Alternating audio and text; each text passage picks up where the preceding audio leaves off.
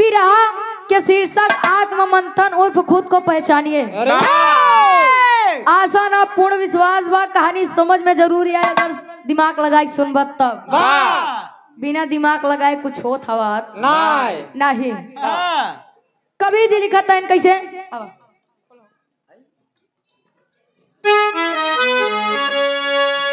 भावी प्रधान प्रत्याशी आप आदरणीय अच्छेलाल पाल जी सराय मनोहर उर्फ वर्जी वर्ग के आप निवेदक हैं परम सम्मानित धर्मराज बिंद जी बाबूजी के द्वारा इस भाव को समझते 101 रुपए का महान आशीर्वाद। कवि जी लिखाते हैं अपने कलम के माध्यम से 4 लाइन भूमिका के भाव से आवा।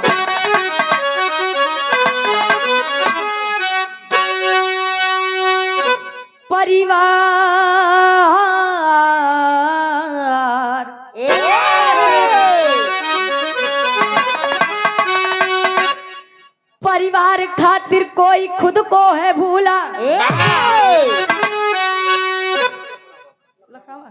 लखनऊ की पावन धरती से आप परम सम्मानित धर्म के बड़े भाई शुभम यादव जी इस भाव को समझते हुए 101 रुपए का महान आशीर्वाद 100 में से प्रणाम स्वीकार।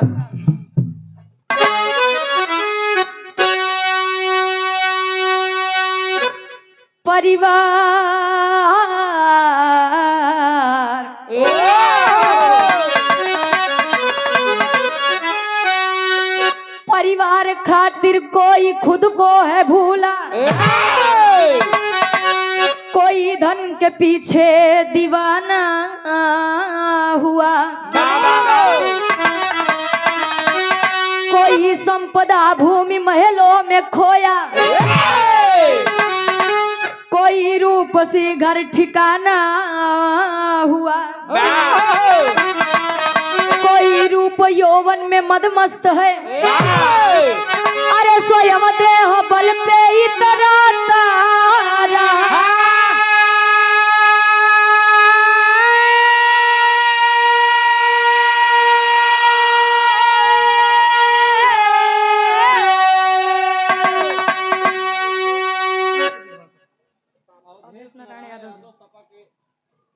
आप परम सम्मानित परम आदरणीय इस भाव को समझते हुए माननीय आप अवधेश प्रताप यादव जी अवधेश नारायण यादव जी विधानसभा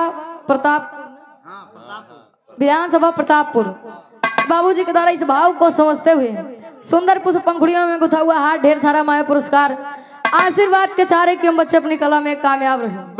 कहे मगर आत्मा की सुने ना सुरेंद्र या स्वर काया को सजाता रहा।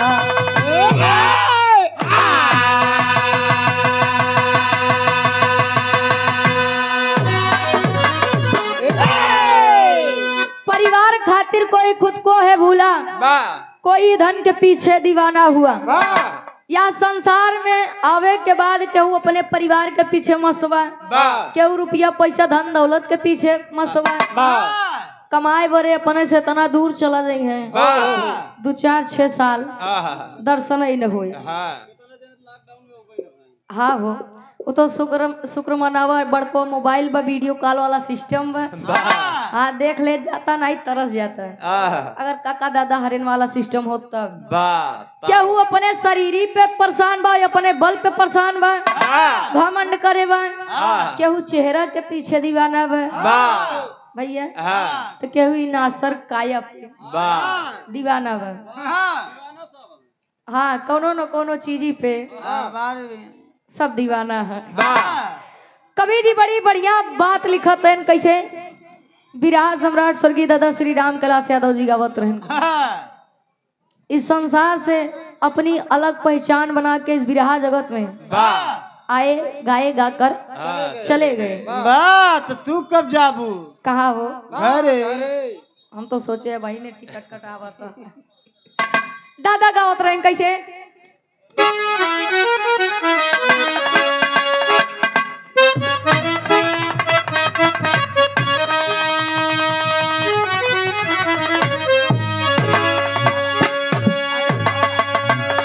एक बार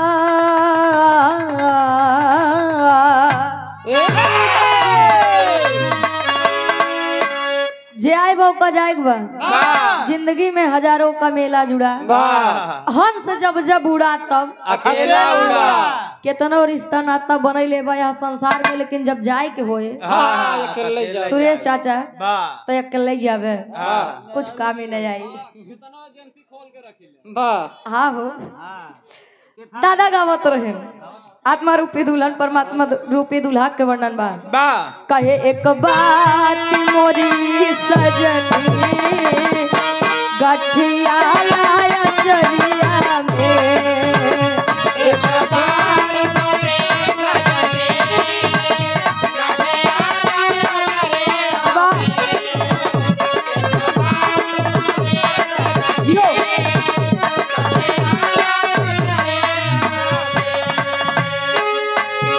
एक बात मोरी सजनी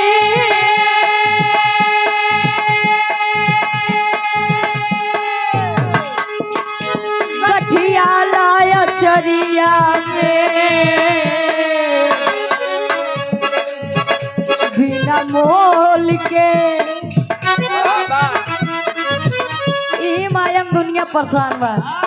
जग में तुलसी दो बड़े, अरे जग में तुलसी दो बड़े, एक पैसा एक राम। कहाँ ही राम राम से मुक्ति मिले ई पैसे से सब। आप परम सम्मानित धर्म के बड़े भाई आजाद यादव जी हेमापुर फूलपुर की पावन धरती से 101 रुपए का महान आशीर्वाद। माया कहे ई रुपया पैसा धन दौलत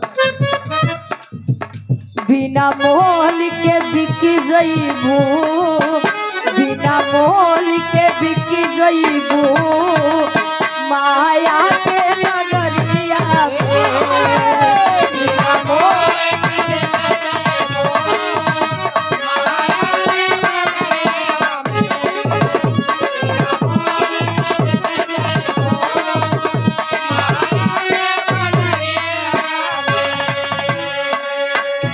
एडवोकेट आप परम सम्मानित बेला सिंह प्रजापति जी उदयपुर फूलपुर की पावन धरती से 51 रुपए का महान आशीर्वाद। आप आदरणीय परम सम्मानित पीसी पटेल जी उदयपुर फूलपुर की पावन धरती से 51 रुपए का महान आशीर्वाद। बिना मोल के बिक जईबू माया के बजरिया में 1 रुपया पैसा धन दौलत घर दुआर न कामे आई। लेकिन भाव पर गौर करेंगे। सवाल है आप सभी से, कवि जी की लेखनी सवाल करती है क्या? आप परम सम्मानित कमलेश यादव जी बदल का पूरा की पावन धरती से 21 रुपए का महान आशीर्वाद। सवाल करते हैं कैसे का?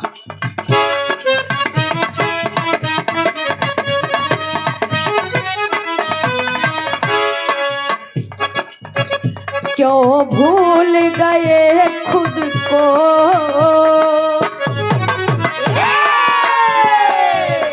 क्यों भूल गए खुद को माया में लुभाने में, क्यों भूल गए खुद को माया में लुभाने में। क्या बात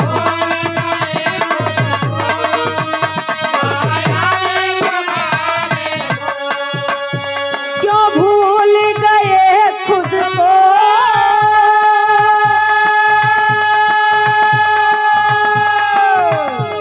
माया में लुभाने में। ये प्रीत छली पल पल, ये प्रीत छली पल पल धोखा है जमाने में। ये प्रीत छली पल पल धोखा है जमाने में।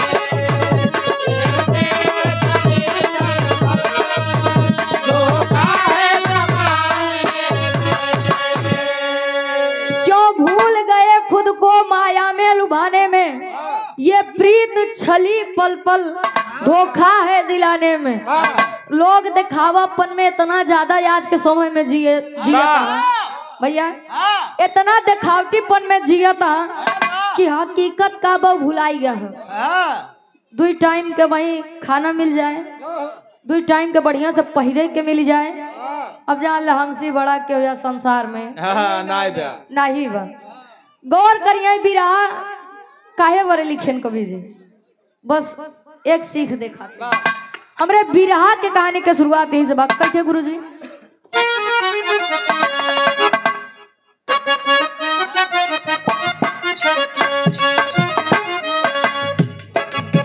यहाँ पे मिला जो भी यहीं रह जाएगा,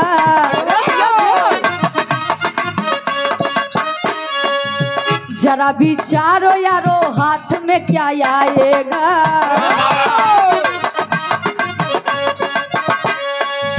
श्रवण नगर में एक सेठ जी धनवान रहे,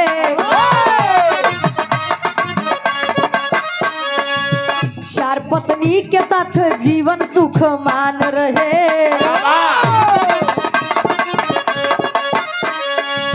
पहली पत्नी जो हमेशा साथ रहती थी,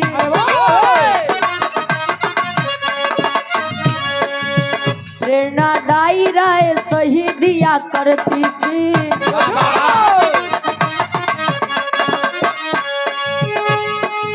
पति का भला सोचने में दिन गुजरता था, पति का भला सोचने में दिन गुजरता था, मगर वो सेठ उसकी कदर नहीं करता था, मगर वो सेठ उसकी कदर नहीं करता था, मगर वो सेठ उसकी कदर नहीं मगर वो सेठ उसकी कदर नहीं करता था, मगर वो सेठ उसकी कदर नहीं करता था, मगर वो सेठ उसकी कदर नहीं करता था।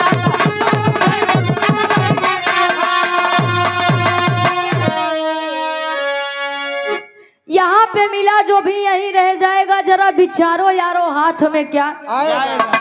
सब जानत हैं, जानत सब है लेकिन मानत क्यों ना है। जानत हैं कि कितनो जगह जमीनी बरे झगड़ा कैली, दूसरे के मूड फोड़ जाइए, कितनो लाठी चलाइली, लेकिन हमारे कामे कुछ आए ना।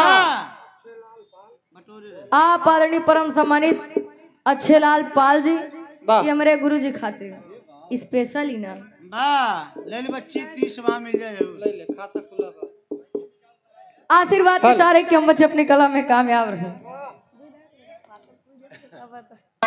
श्रवण नगर में एक सेठ जी नाम पारस बताया गया, अरे वाह, अपनी 4 पत्नियों के साथ जीवन में सुखमान जीवन व्यतीत कर रहे हैं। पहली पत्नी हमेशा अपने स्वामी को गलत कर्मों से बचाती थी, कोनो भी गलत कर्म करे जाए तो स्वामी एक बार टोका जरूरी गलत बा, लेकिन वो कर कदर ही नहीं करे। कोमल यादव किंग म्यूजिक क्या प्रोपराइटर साहब परम सम्मानित कोमल यादव जी, सिंगर भी। अच्छा, ये भैया जी के द्वारा इस भाव को समझते हुए 51 रुपए का महान आशीर्वाद तिवारीपुर के आप ग्राम प्रधान साहब परम आदरणीय बाल गोविंद तिवारी जी, इस भाव को समझते हुए 101 रुपए का महान आशीर्वाद आपके प्रधानी बरकरार रहे। पहली पत्नी कोई भी गलत काम सेठ पारस करने जाते तुरंत है स्वामी ये गलत है, ये करना उचित नहीं है। लेकिन अब जो करे रुपया बा दौलत बा ओका के बात सुनाए, पैसा बा तो सब बा। बदल का पूरा की पावन धरती से आप परम सम्मानित मुलायम यादव जी 51 रुपए का महान आशीर्वाद। कहे पैसा गुरु बाकी सब चेला है।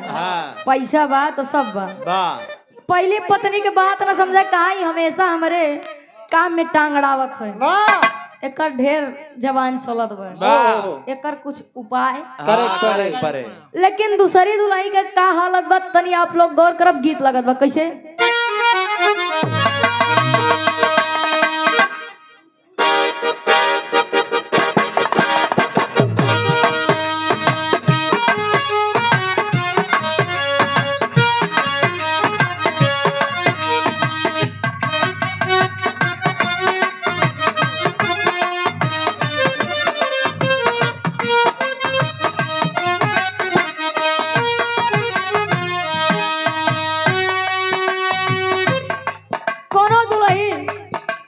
आपन विरह बताए, दर्द बताए। एक नारी अपना सब कुछ छोड़कर अपने पति के घर जाती है, उसके पति से उसके घर का संबंध जुड़ता है, लेकिन अगर वही पति उसके साथ ना हो उस औरत पर क्या बीतेगी। वाह गौर करेंगे आप लोग। दुल्हैया अपन और बताओ बा कैसे। वाह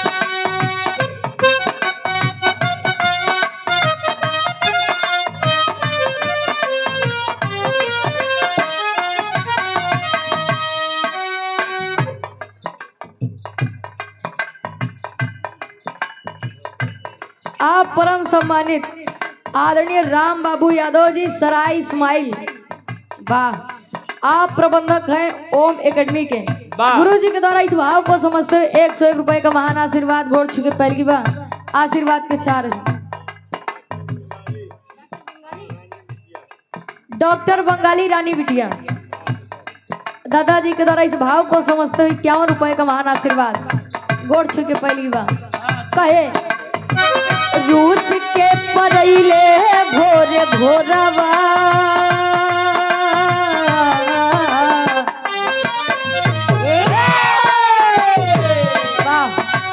रूस के परैले भोरे भोरवा बोलमुआ हमरो ले ले गईले से नूरा सिंगोरवा सिंगोरवा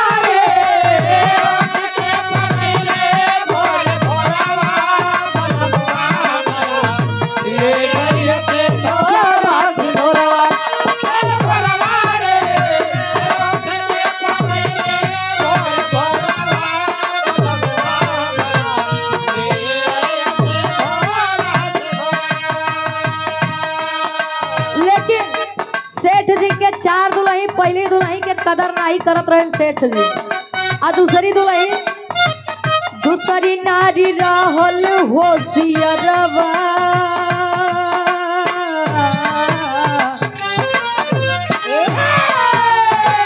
दूसरी नारी रहल होशियरवा बतिया वे सेठ दिन रात औरी दोपहरवा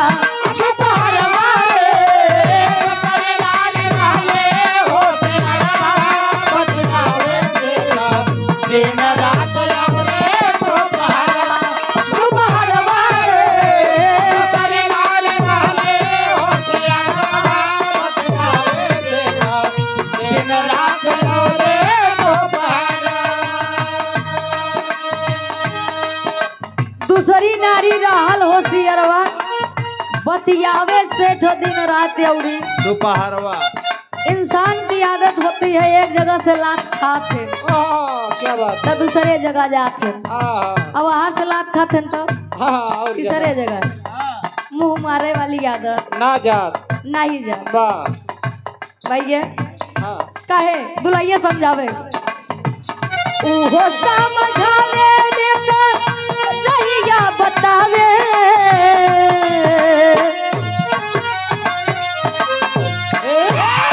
उहो समझावे रहिया बतावे सुख दुख दोनों में हाथ बढ़ावे सुख दुख दोनों में हाथ बढ़ावे सुख दुख दोनों में हाथ बढ़ावे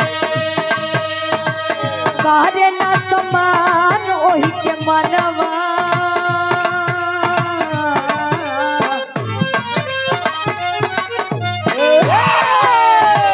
करे ना समान ओही के मनवा बतियावे सेठ दिन रात औरी दोपहरवा दोपहरवा रे करे ना समान दिन रात औरी दोपहरवा दोपहरवा रे करे ना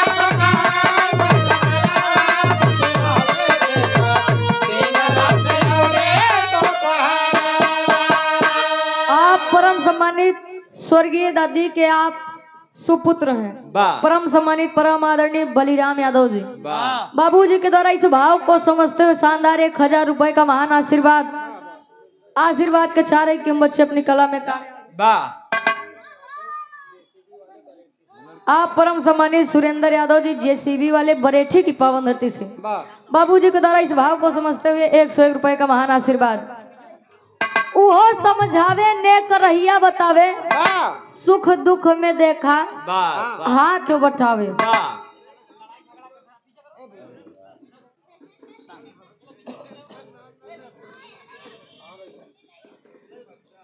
दूसरी नारी हाँ, चतुर चालाक रहे भले, लेकिन देखिए जो आपसे प्रेम करेगा, वाह सत्यता में जो आपका भलाई चाहेगा, हाँ अगर गलत काम करवा तो टोके, वाह गलत काम करवा तो रोके, हाँ गुस्सा होगा, ए! चिल्लाएगा, हाँ जे चाहत है कि आपका बुरा ना हो उ हाँ अजय चाहबई करे रे जाय दे जवन करता है तो ठीक बा, हमसे का मतलब, हाँ, खाली पेट भर ले। हमार तो पेट भरता ही बे। वाह वो समझला सिर्फ और सिर्फ स्वार्थ से जुड़ा बा, वाह बिना स्वार्थ हाँ ना जुड़ा नहीं जुड़ा बा। वाह तीसरी दुल्ही नई नवेली बा, आहा काहे रानी रे, आहा ये हमार रानी एना दुल्हन तुम्हारे यहाँ मूड खराब करे यहाँ, वाह आओ ते मोरे लगे आओ।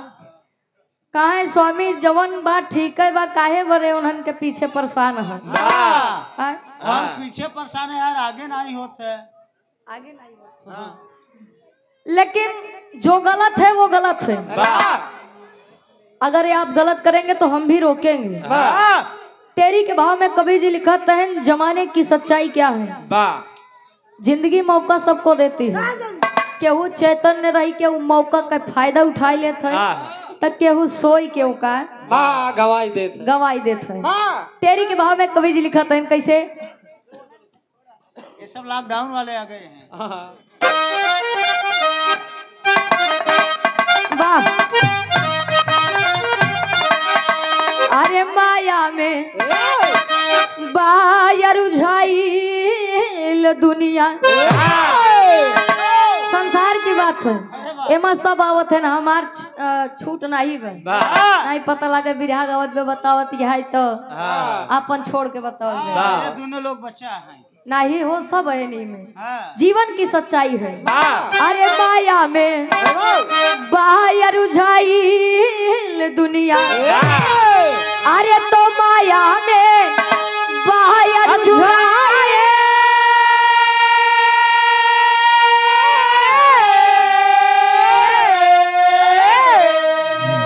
माया में बाया रुझाइल दुनिया, अरे तो प्रहरी अलग जगाता जीव जागना पाया, यरो पाया यरो पाया।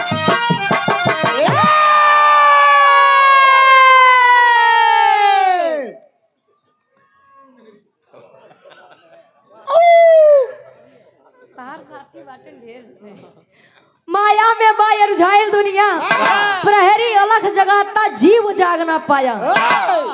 प्रहरी अलग जगा रहा है, उठो वाह चेत ले, अबे भाव से नैया पार हो जाए, वाह समय बा समय बा हाँ जिन परेशान हुआ। अन्ना जेसीबी आप परम सम्मानित सुरेंद्र यादव जी बरेठी की पावन धरती से पुनः इस भाव को समझते हुए 101 रुपए का महान आशीर्वाद। चौथी दुल्हन भाई जान ले एकदम नई नवेली बा, हाँ, अबे आए रहे। अबे आयन रही भैया हाँ, ललका छूटे रहे। एकदम साफ सुथरी। हाँ, अच्छा आप परम सम्मानित हनुमंत यादव जी मोबाइल में देखे रहे ना, सही सही देखा था। हाँ, हमके हनुमान सिंह आई है। एक स्वर में सबके नमस्ते प्रणाम स्वीकार हो। चौथी दुल्ही के सेठ तनी केयर करे, इतनी देखभाल करे। देखिए जमाने की सच्चाई है सुरेश चाचा, जेकर तू मनबे तोहार कदर न करे, आय आ जेकर तू न मनबे तोहार कदर करे। केहू पीछे ढेर भागे के जरूरत नहीं बा, नहीं तो का पागल समझे। ध्यान से सुने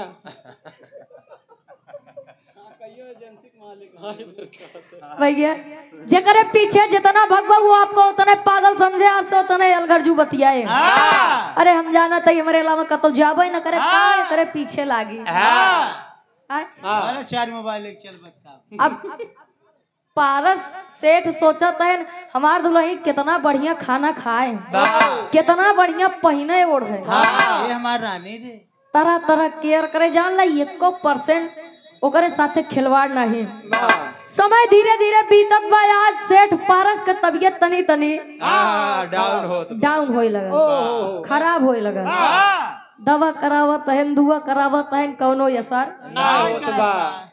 देखा रामायण में एक प्रसंग मिलता है, जब लक्ष्मण जी का शक्तिबाण लगा रहा है, श्री रामचंद्र जी के गोदी में लेटर रहे तो लोग कहते अगर भगवान होते तो ठीक न कह देते, का करे संजीवनी बूटी की जरूरत पड़त।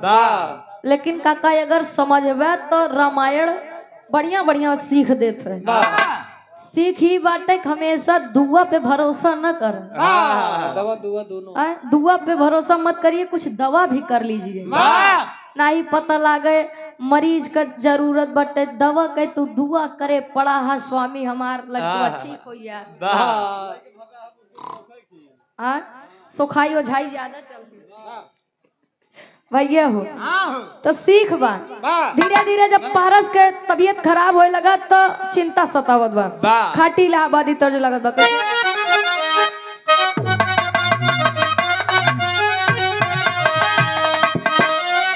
विराट सम्राट स्वर्गीय दादा श्री रामधार यादव जी गावत रहे कैसे आए हाय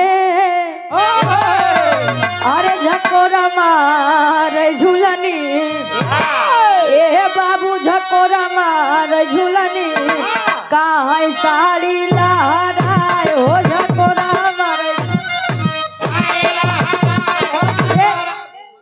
लेकिन विराट सम्राट स्वर्गीय गुरु श्री हैदर अली गुरु जी गावत रहे कैसे गावे अरे घुसुरी गावा बरधा ए बाबू घुसुरी गावा बरधा कहाँ सरी माझारी घुसुरी गावा अरे गजब की हूँ बहिनी अरे गजब की हूँ बहिनी कहाँ चीनी ना भातार हो गजब की। लेकिन विराट सम्राट दादा दुखी राम यादव जी गावत है अरे टंगिए में टंगिया ए बाबू टंगिए में टंगिया फसावली हो नदी भौजैया जियो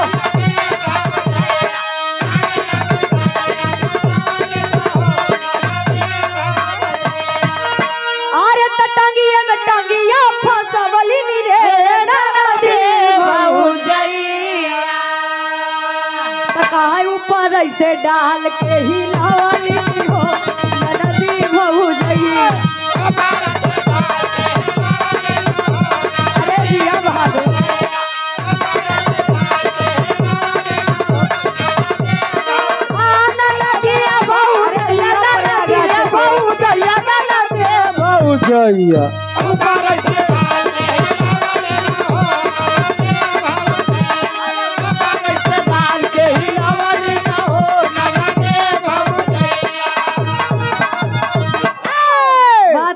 थाना ले जाया। आज तो ढेर आटा चक्की खुल के बाटे गेहूं धोए ना कहाँ सुखाई के बाटे ले जा पिसाई लवा। लेकिन पहले काकी दादी लोग 4 बजे भोरहरिया में उठ के सवेरे जाते पे बैठे भैया जब गेहूं लाई के बैठे तो वह मुट्ठा पकड़ के गेहूं डाई के गोल गोल घुमावे कहा अरे तो ऊपर से डाल के हिलावली रे नदी भौजैया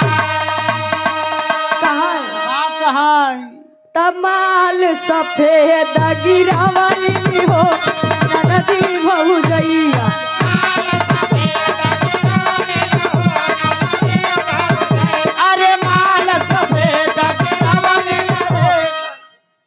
माल सफेद गिरवली न हो जब वह गेहूं डाले मुट्ठा पकड़ के घुमावे तो वही सफेद सफेद आटा जब उजरका गिरे आटा निकरे भैया तो ये सब गावत रहे। पहले वाले जौन गावत रहे 2 अर्थी गावे चला कम से कम समझाई देते रहे। आज वाले तो पहले मेहरारू के शौक श्रृंगार के ऊपर गाना चलता है। अब तो मेहरारू कैसे कोनो यंग ना बचावे जे पर गाना न निकाले हो। मेहरारू का नंबर खत्म है आप ही लोग वाला झारस जब बाल सैया जी लागस कमाल सैया जी तब बगल से निकाल सैया जी उड़ावस रुमाल सैया जी नदिया के बीच जैसे नैया बस अब देखा शुरू करे यहाँ खत्म कहाँ करिए वो कौन नहीं से जाने। वाह लेकिन गौर करेंगे आप लोग, पारा से दवा करावत है, डर है वाह कतो इस संसार छोड़ के अब हम चला न जाई। कभी जी लिखा था कैसे, अरे डरी गईले सेठ जी, ए बाबू डरी गईले सेठ जी, माउतिया देखाए हो डरी गईले सेठ जी।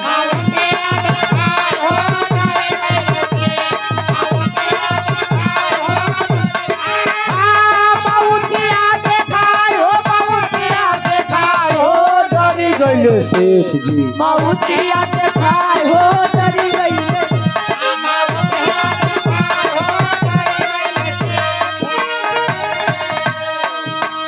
काहे करे खूब दवाई,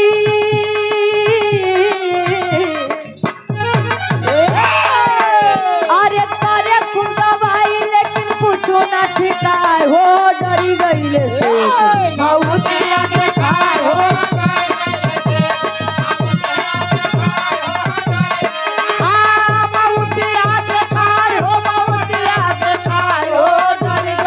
सेठ जी माउतिया देखाए हो।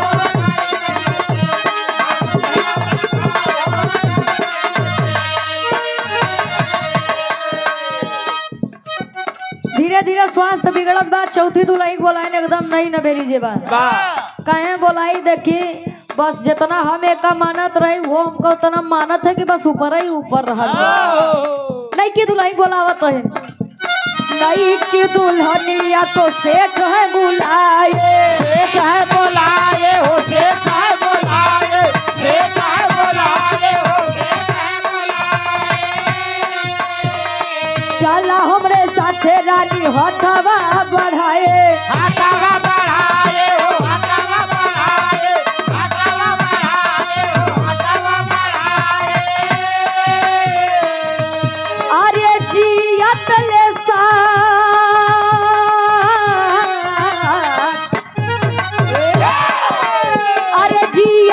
साथ रहल आगे नहीं बा हो डरी गईले सेठ जी। माउतिया देखाए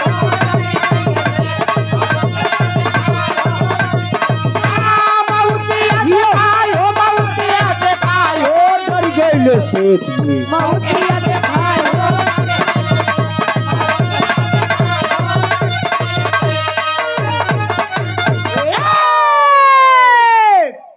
चौथी दुल्हन यानी एकदम जो नहीं नवेली बा का बोलाए कहे रानी रे अब लागत बा हम बच्चा बोचब ना ना कहीं तब कहीं जियते ले हम तो का बड़ा जाने बड़ा माने तीनों से ज्यादा तो का माने सबसे ज्यादा कहीं तब कहीं तब का जब ले जिगत रहे तब ले साथ रहा ना मरे के बादल चलाए कहीं ए स्वामी ये सब काम हमरे लगे जब ले जियत रहा तब ले ठीक रहा मरे के बाद हम साथे होते ना जा बोब न गलत फहमी निकाल दे चली तू मर जा हम तोरे चक्कर में हम अपन जान दे दी हम जा बोब न।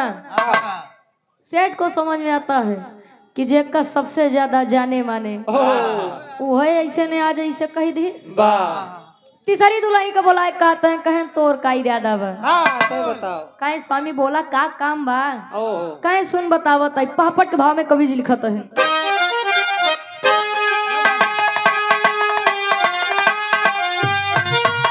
अरे तीसरी बीबी अपन अरे तीसरी बीबी अपन सेठ बोलावे प्यार जतावे हो। अरे तो तीसरी बीबी अपन सेठ बोलावे प्यार जतावे हो। अरे चला तू हमारे साथे सपना देख प्यार जतावे हो। तू हमारे साथे सपना देख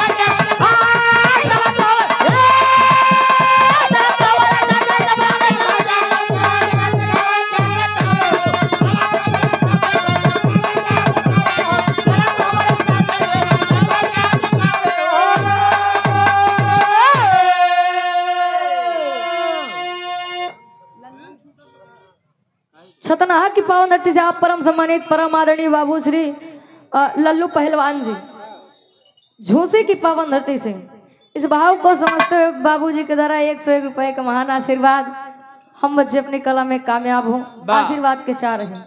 तीसरी बीवी अपन सेठ बुलावे प्यार जतावे हो, चला तू हमारे साथे सपना दिखावे प्यार जतावे हो। तीसरी रानी कहे अब चला, कहे कहाँ, कहे अब हमार चली चला के बेला बा हमारे साथे चलबू न। जब ले जीगत रहे तब ले तो बड़ा मान सम्मान दू, अब मरे के बाद साथ निभावा।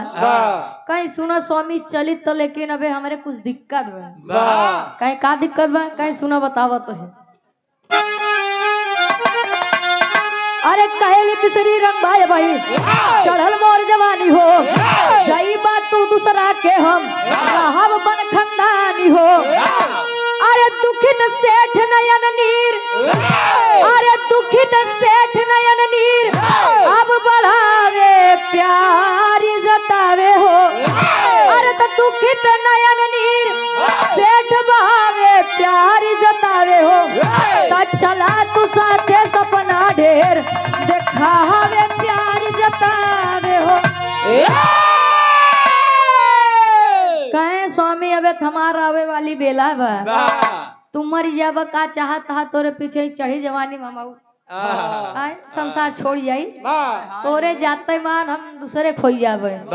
तू हमारे बारे तनको परेशान मतलब इतना धोखा गद्दारी करबे, कहे मतलब ऐसे करबे। कहे स्वामी का करी, हम अपने आदत से मजबूर रही। कहे अबे तोहरे दू दुल्हन और रहा क्यों पता कैला के जान एक चली जाए तोहरे साथ। कहे जब तोहन न जाबे पूछे तो पढ़बा ही करे। दूसरी दुल्हन अपन बोलावत है, आल्हा के भाव में कवि जी लिखत है कैसे।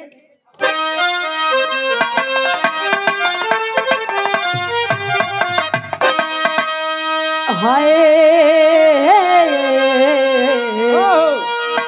हो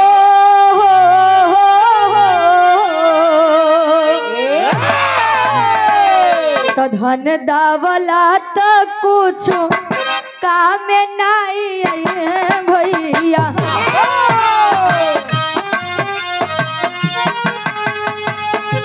अंतिम समैया सब जइए हो भैया।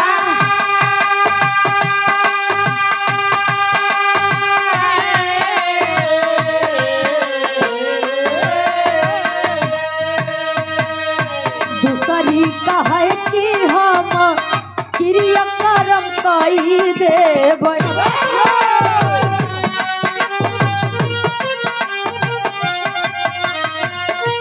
तेरही सोरहिया सब देबै हो बिका।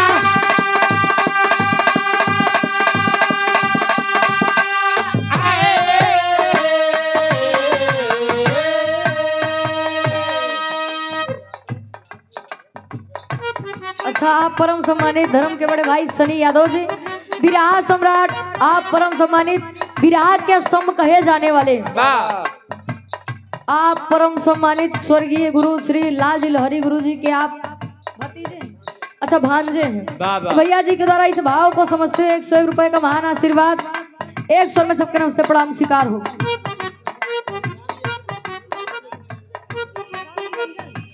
आप परम सम्मानित राम निरंजन जी, बाबूजी के द्वारा इस भाव को समझते हुए 51 रुपए का महान आशीर्वाद। सेठ अपने मन में सोच रहे हैं, कहे भइले या धीर सेठ अपने मनवा में पंचो।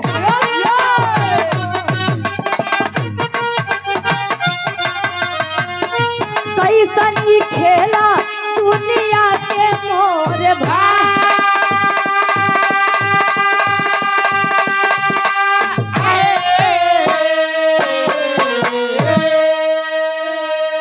दूसरी दुल्हन बोला कहे रानी तय चलबे। अब हमार चली चला के बेला बा, कहीं स्वामी अब वही बात न करे, जवन न करे के चाहिए।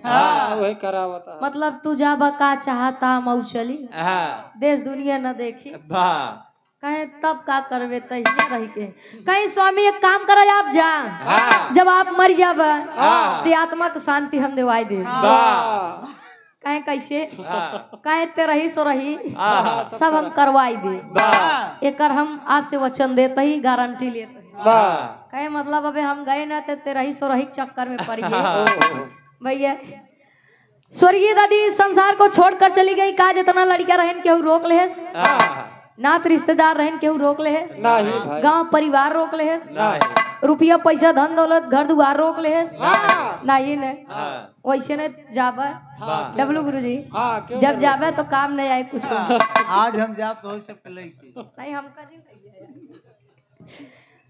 दूसरी दुलाई कहीं स्वामी हम तेरही रही करवा देवे आप शौक से जाए संसार छोड़ा पहली का एकदम दुखित मन से बुलाते हैं कहें स्वामी परेशान न हुआ जैसे जियत ले साथे रहे वैसे मरई के बाद हम आपई के साथे यहाँ से चली चलब तनी समझा भी 4 दुल्ही यही के चौथी दुल्ही चौथी बीवी अपन ही शरीर बा एकर लोग बड़ा केयर करत है का खाई के बा कैसे रहाई के बा का कपड़ा पहिरे के बा जवन बढ़िया लागे ठंडी में कैसे कपड़ा पहिरे के बा गर्मी में कैसे करे के बा बरसात में कैसे करे के बा ये सब शरीर खातिर करत है लोग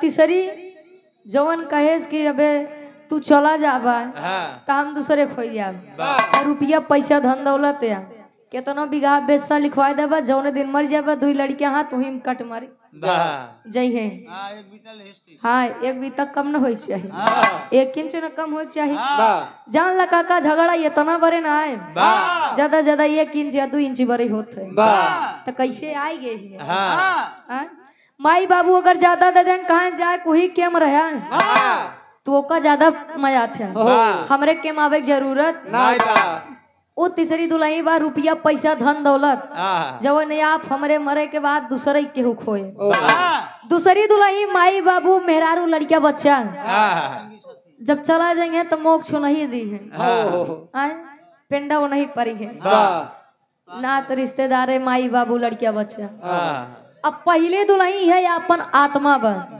कोनो भी काम अगर करबा अगर गलत बा तो आत्मा कहात है ये गलत है अगर कई ले बा पकड़ा जाबा कहे यार अगर अपने आत्मा का बात मान ली हमारी आत्मा हमका गवाही ना देत रही कि हम काम करी आज ओकर बात माने हुई तो आज ही दिन सच्चाई सिर्फ और सिर्फ आत्मा दिखाती है खड़ी के भाव में आखिरी भाव कवि जी दर्शावते हैं कैसे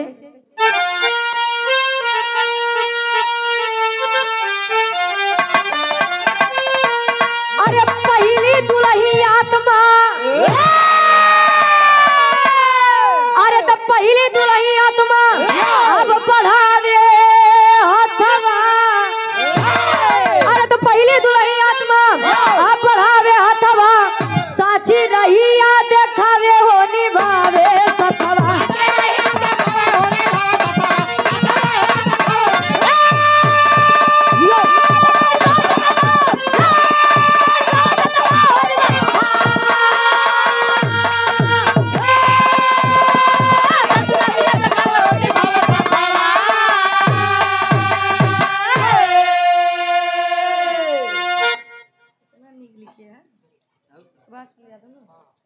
आप परम सम्मानित परम आदरणीय श्री सुभाष चंद्र यादव जी पहाड़पुर बैरगिया नाला अच्छा ज्ञान नर्सिंग होम ज्ञान ढाबा बाबूजी के द्वारा इस भाव को समझते हुए 201 रुपए का महान आशीर्वाद।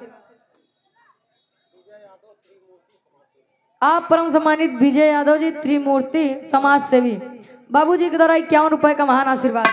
पहली दुल्ही आत्मा बढ़ावे हथवा साची रहिया दिखावे हो निभावे सतवा आत्मा अमर होती है सिर्फ शरीर पुरानी होती है जौने दिन शरीर से अबे बताओ ना कि 5 तत्व होते हैं अब 5 तत्व में हुई 10 दरवाजा होते हैं 5 तत्व में एक तत्व काम न करे तो काम चली जाए लेकिन जोने दिन ये 10 दरवाजा में से एक दरवाजा खुल गया तो सुगना उड़ी जाए जान ले।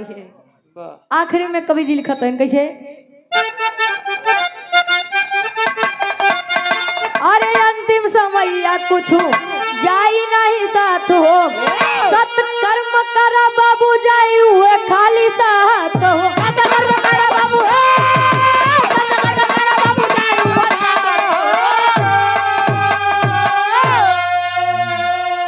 अरे सत्कर्मी क्या भगवान जी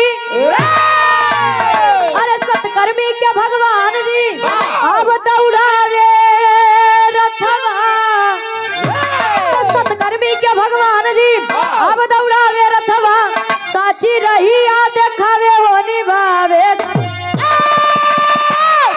अंतिम समैया कुछ आई नहीं हाथ हो सत्कर्म करा बाबू वह जाई। अबे सुनबे भैया सामने गुजर जाने पर जल की कद्र होती है। इंसान चला जाता है पर कीर्ति जैसा काम करके जाबा वैसे नाम हो। जन्म से लेकर मृत्यु तक दौड़ता है आदमी, दौड़ते दौड़ते दम तोड़ता है आदमी। सुबह पलना शाम अर्थी दोपहर चारपाई, इस 4 दिन की जिंदगी में 3 लकड़ी तोड़ता है जन्म से लेकर मृत्यु तक दौड़ते ही रहे। जीते लकड़ी मरते लकड़ी। हाँ, देख तमाशा लकड़ी का। देख तमाशा लकड़ी का। आप परम सम्मानित रामनिधि यादव जी ठेकेदार पैगंबरपुर कुसुंगर गारापुर 101 रुपए का महान आशीर्वाद के 4 क्यों बचे अपनी कला में कामयाब रहे। सत्कर्मी के भगवान जी दौड़ावे रथवा साची रहिए दिखावे हो निभावे सतवा। तो खुद को पहचानिए माया मोह में पड़ा, बिना माया मोह में पड़े कुछ होए हवा वाला बा नहीं, लेकिन उतना ही पड़ा है जितना नीक लागे। हाँ लेकिन करा अगरबत्ती झूठ है क्यों माई बाबू के पीछे इतना परेशान है, दुल्ही ध्यान नहीं देते। अब दुल्हनी के पीछे परेशान हो जाइए माई बाबू किनारे जा तो माया में तो नहीं पड़ा जितना काम चले। आखिरी में खानदान के परिचय बा।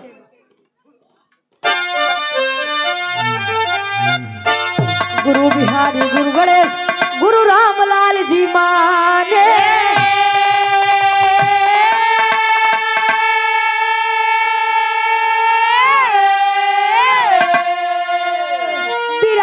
श्री राधे श्याम गुरु राम आधार जी माने।